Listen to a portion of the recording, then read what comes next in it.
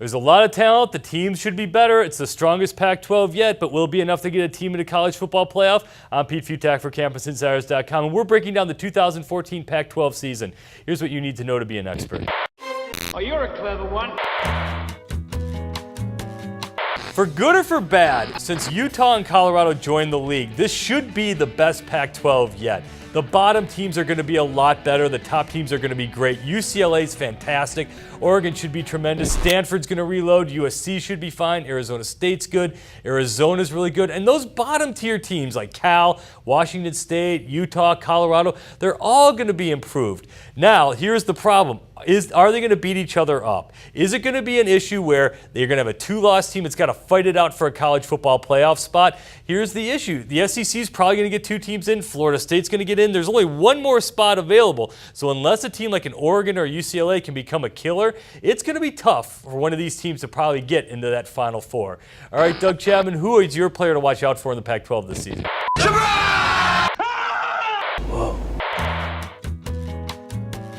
Pete, my surprise player is Washington's wide receiver, Kason Williams. Broke his leg last year, missed 7 games, but he's 6'2", 225 pounds, with a 40-inch vertical.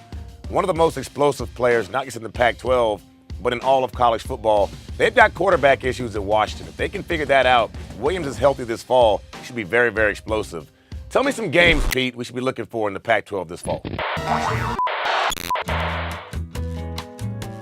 It's going to be like the Rose Bowl in September. Michigan State has to go up to Eugene to play Oregon. This might be the first of 2 times they play. It would not be a shock if Michigan State wins the Big Ten and obviously Oregon wins the Pac-12. They could meet again in college football playoff. In any event, it's going to be a fantastic matchup early on in the season. The other really big early non-conference matchup, UCLA versus Texas. A big chance for Charlie Strong to make a statement for the Longhorns. Meanwhile, UCLA wants to establish itself as the star of the Pac-12. It can do that by beating Texas. In conference play, Oregon has to go to UCLA, might be a Pac-12 championship preview. Of course, Stanford at Oregon, that might be the one that decides the Pac-12 North. And down south, USC has to go across town to play UCLA. That's going to be the big one at the end of the season. It could decide the South. All right, Doug, who's going to end up winning the conference? Choose wisely.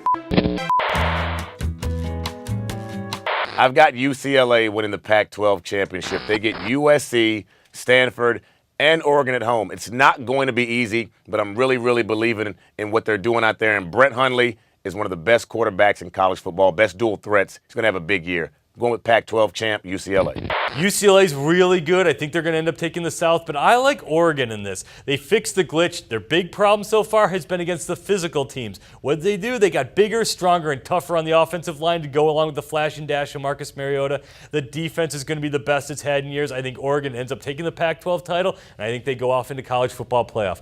I'm Pete Fiutak. We are breaking down all the top conferences and teams here on CampusInsiders.com.